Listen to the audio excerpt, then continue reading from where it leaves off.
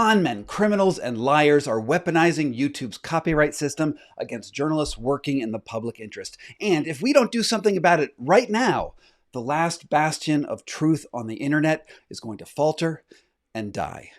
On one level, this is a video about the increasingly petty actions of a breathwork and ice cult guru who is trying every dirty trick in the book to stop the truth from coming out about him. But on a larger and frankly more important level, it's about a dangerous trend in public discourse, legal precedents, and platform content moderation policies that incentivize lies at the same time that they punish people who are fighting tooth and nail just to tell the truth. The most frustrating thing about this situation is that there are concrete steps that YouTube's content moderation team can do to preserve journalism by simply enforcing their own terms of service, something that, as I will show you, they have declined to do for at least 7 straight years. Now, let me get you up to speed on what exactly happened. This week, I got an email from YouTube notifying me that I had violated Wim Hof's copyright and that I would receive a copyright strike. You can see here from this notice that the strike against my account not only immediately took the video out of circulation, but also a warning that if I get 3 copyright strikes, YouTube will unilaterally take down my entire channel. This would be a death blow to my career and would destroy more than 2 years of work. I've put every ounce of my energy into exposing some of the worst health influencers, political grifters, and charlatans on the internet with more than 150 videos. Wim Hof wants all of that to go away because he's afraid of facing the truth of his own words that he posted on his own channel. Now, the video, it launched on July 29th under the title, The Sinister Truth About Wim Hof, and covered my changing assessment of Wim Hof based on the facts that I've observed and collected over the last 12 years. I conducted dozens of interviews, scoured legal documents and autopsy reports, as well as Wim Hof's own recorded statements to show how a specific, dangerous teaching technique that he repeated in live performances, in his training videos, and on YouTube resulted in what I estimate were at least 33 preventable deaths. Here is the exact moment where Wim Hof says I violated his copyright. And once again, explaining how he's done the same thing, the same hyperventilation and submersion for 44 years. I have done dozens of interviews with survivors and family members of the deceased. The timestamp in the complaint singles out a 4-second clip that I had to redact, where Wim Hof is sitting in water saying directly to the camera that he was hyperventilating like I did now. This is the clearest and most explicit video on his channel where he proves that he teaches a deadly variation of his breathwork practice while sitting in water to his audience of 3 million YouTube followers, and something that his followers claim that he never, ever does. Now, Hof's complaint alleges that my usage of this just 4 seconds of material is video piracy, and that I have violated his intellectual property. This is ridiculous on the face of it. As you can see from his posts on my Instagram channel, he and his son, Enlightenment, who impersonates his father in the comment sections, are only interested in covering up evidence of Hof's actual actions, likely in order to avoid legal responsibility from a growing list of victims. It's almost like he's not saying keep doing the breathing, even as he's saying keep doing the breathing. This is the pretext that Hof is using to slander me publicly and explicitly attempt to destroy my online career. Indeed, Enlightenment didn't just deny the obvious documented facts in his post, but went so far as calling me a murderer in one comment that he posted under his own name, writing, "Scott Carnage got a girl killed himself," and then a little later, "He is a killer, a liar, misinforming people for his own benefit." And this was a mistake. In fact, technically, it's defamation per se, the sort of calculated false statement designed to attack my reputation without any supporting evidence. He is, of course, referring to the death of a student of mine in 2007 who took her own life on a meditation retreat in India, and who I have written about extensively in my book, The Enlightenment Trap, and actually also in my book, What Doesn't Kill Us. But to call me a murderer is so beyond the pale that I lack words. But perhaps my lawyer could find some. Because if Wim Hof expects me to cower and retreat because of some copyright strike threats, he doesn't know who he's messing with and how wrong he is.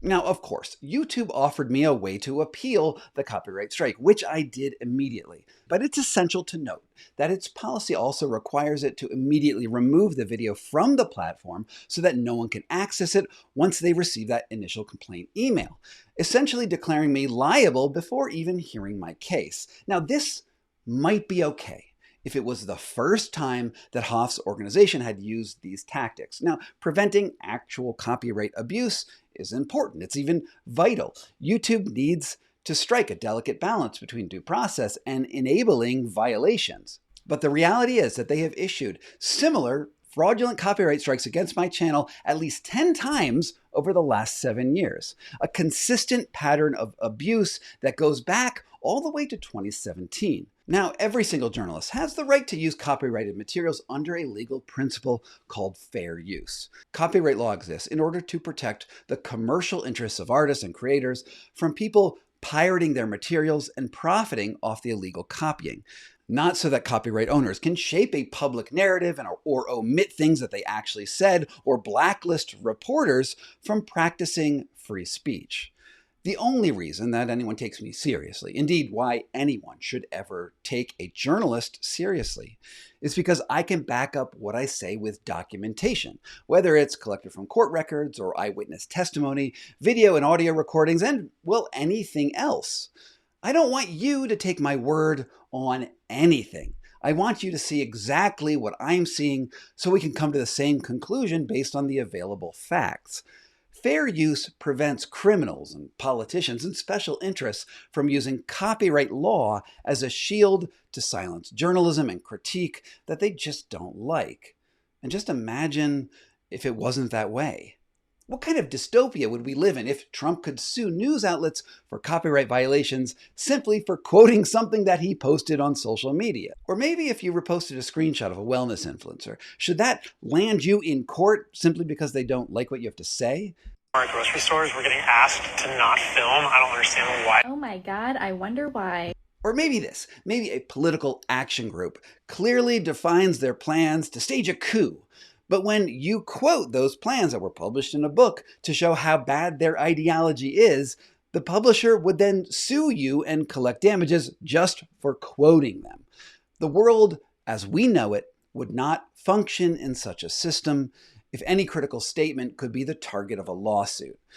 No one could ever correct the record or disprove a lie by showing a person's own words. Now, I've spent tens of thousands of dollars consulting with lawyers so that I know what constitutes actual infringement and what is just illegal copying, and am very careful with how I put together my reports. I script them in advance and analyze every sentence before I record them, like I'm doing right now. I aim to use the minimum possible amount of material to make my case and stitch my work together in accordance with the law.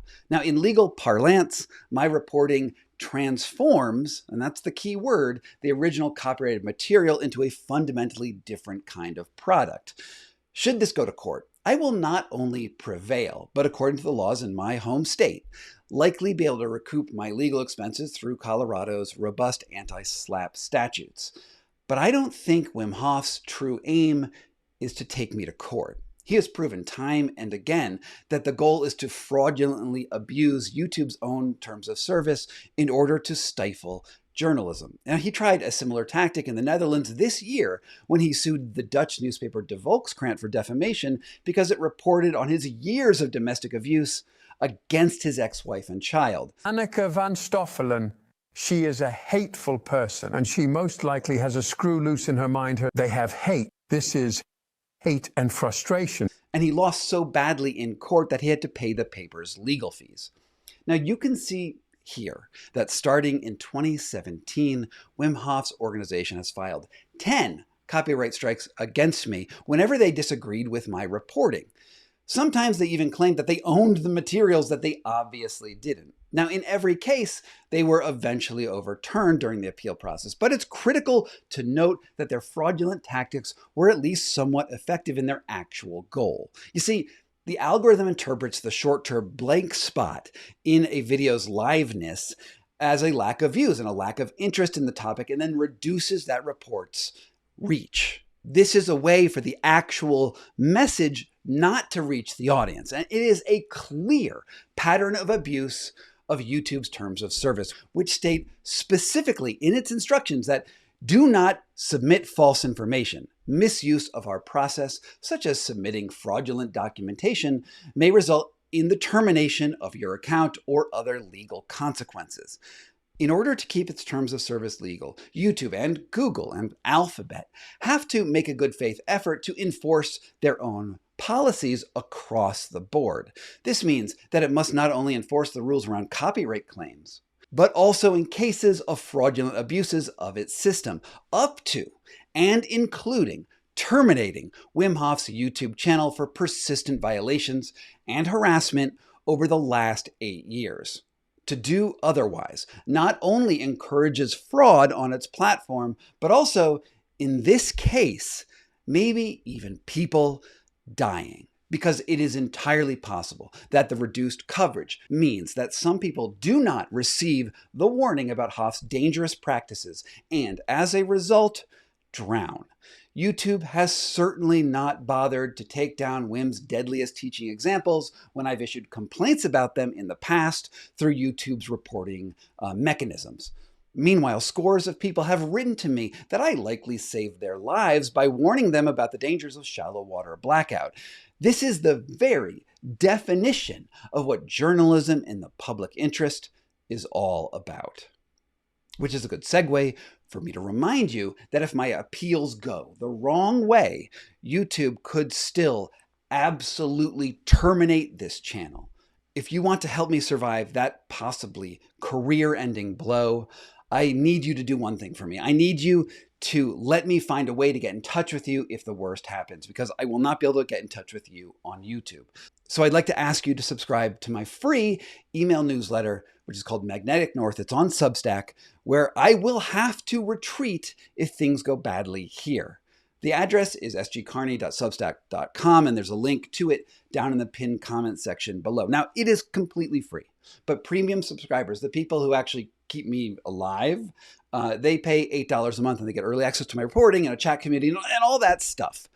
So think about it. Meanwhile, Wim Hof thinks that his best defense is fraud. And you know, honestly, he's probably right, because the truth is damning. I know this because right after my video came out, Einam Hof, who's the CEO of Inner Fire and Wim Hof's son, appeared in the comments, and I happened to have the foresight to take a few screenshots. He immediately slandered me by calling me a killer, and then said that I was too cowardly to do a YouTube Live with his father to talk about the allegations directly. Now, I called his bluff, and I said I would be very interested in such a conversation, but when I tried to follow up with his team, they stonewalled me. They kept changing the dates of our chat and limiting the amount of time that we might speak, demanding a legal contract in advance, and they ultimately decided that their best move was not to engage in public discourse, but to instead issue copyright complaints. This is what guilty people do. Now, he can't compete in a public forum, in a live forum, in an unedited forum where he is able to just respond to me directly. So he uses these corrupt means to silence the people who know the actual truth. This is how liars act. This is how bullies act, fascists and cults. It's all the same. Now, my personal situation is just one tiny little drop in an ocean of journalistic discontent. In the last decade or so, the news media has all but collapsed because of both declining revenues and increasingly legal challenges. Starting with an outrageous lawsuit by Peter Thiel and Hulk Hogan against the news site Gawker, bad actors and special interests have successfully hijacked the libel laws to stymie quality reporting across all of the news media. I mean, for example, just look at Trump. He continues to decry the fake news media every time the narrative goes badly from him. From multi-billion-dollar lawsuits against CBS and ABC for reporting on rape allegations and what he called favorable editing of an interview with Kamala Harris, all the way to most recently suing the Wall Street Journal for its coverage of the Epstein sex trafficking scandal, where they uncovered a bawdy note that Trump wrote to Epstein for his 50th birthday. Many news outlets have capitulated to Trump which only normalizes further attacks on the free press even more. Heck, I bet you will scroll down through the comments and you will see that in this very video, people will say that no journalist can be trusted and that the media is hopelessly corrupt, or in some cases, maybe that we should be hanged.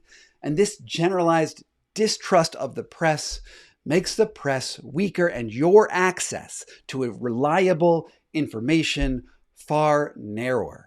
Meanwhile, the problem is much larger outside of America. In Gaza, at least 160 journalists have been killed while reporting on the violence there. Most were the targets of direct strikes. After the most recent attack on the Al Jazeera newsroom, the Israeli military called all of those journalists Hamas agents, proving that attacking journalists can be a lot worse than just lawsuits. And while there are problems with the media that we can talk about around bias or corporate influence, the solution to the information vacuum is not to scrap the entire industry and the people who do this not because we want to get rich, because we will not get rich, because it is right. Because when reporters go away, cronies, charlatans, scammers, and criminals, they fill that void. And frankly, I am sick and tired of people claiming that journalists are corrupt by definition. I started my career as an investigative journalist around the year 2000, where one of my first assignments I worked on involved me running against crowds of dust-covered people at ground zero to get to the place where the towers fell right next to me. After that, I worked in war zones where child soldiers and gangsters pointed loaded weapons at me. Later, I wrote about health fads and how climate change triggers wars. I've been followed around and harassed by hitmen. Billionaires have threatened to sue me time and again. In 2011, a foreign government actually hacked into my email. I endure near constant harassment from commenters like you will see down below in this video, because I have the naive belief that only the truth can hold bad people to account. It is a belief that I have staked my life and career on over and over, and if you think that this is about the money, you are hallucinating. And we are in a time right now where absolutely everything is on the precipice of crumbling into dust that I once loved. I am an idealist who brings a pen to a gunfight, and I need your help to keep going forward. When the mainstream media collapsed a few years ago, I jumped ship to this platform where I hoped that I could build an individual following that would continue to allow me to have a career. It is a huge pay cut. I don't take sponsors on this channel because I can't find one that I can ethically work with, because I fundamentally believe in the work of journalism. And this doesn't mean that journalism is perfect. I get things wrong fairly regularly. And that's why I issue corrections in a lot of my videos and post those in notes and in separate standalone videos to call out my own errors. I am trying as hard as I can to fight the good fight, while fascists and criminals wrap their hands around the halls of power by selling you lies and platitudes. Right now, my fight with the Hoffs is just one tiny injustice during the decline of journalism. However, it's in this place where I think that we can make a tiny little difference. So here's what I'm going to ask of you. We need to raise this case to the powers that be on YouTube and Google together. If journalism has retreated to this platform, then we need this platform to commit to protecting free speech by enforcing its own terms of service. If it's unwilling to do so, well, then it needs to make its position known so that we can go to another place that will. Wim Hof is abusing the content moderation tools that YouTube provides. He has taken down my video and harasses journalists in legal cases that he always ultimately loses. Along the way, his company officers have libeled and slandered me, going as far as calling me a murderer just a few days ago. Help me ask YouTube to actually enforce their terms of service and take Wim Hof's account offline, at least just for a little while, so he knows that there is some teeth to those terms of service. So how can you help right now? Well, send a link to this video out on Threads or Twitter or Blue Sky and tag YouTube creators. And also tell people to watch my full original video, which at the moment isn't on YouTube, but is available on Substack at the link down below. Just because YouTube's content moderation system is not upholding the highest ideals, other platforms like Substack are becoming, well, the location of the resistance. You can watch all of my videos before they appear over there. So let me stay in business. Give me your email, sign up for my newsletter, and let's take this fight to the streets because the world is crumbling around us and you need people who are willing to stand up for the truth. Because if people like me aren't here, well, this is what your screen is going to look like. There won't be anything there. From PokeyBear LLC in Denver, Colorado, this was Scott Carney Investigates. Or I guess in this case, I'm just telling you what's going on, and I'm hoping that you help out. Thank you so much for all of my supporters on Patreon and on Substack who make this work possible. The contributions you give keep this sort of independent journalism on the air, and I really just could not do it without you. If you want to get early access to my work and get your name on the honor roll right over there, please sign up at the links down below. From PokeyBear LLC in Denver, Colorado, this was Scott Carney Investigates.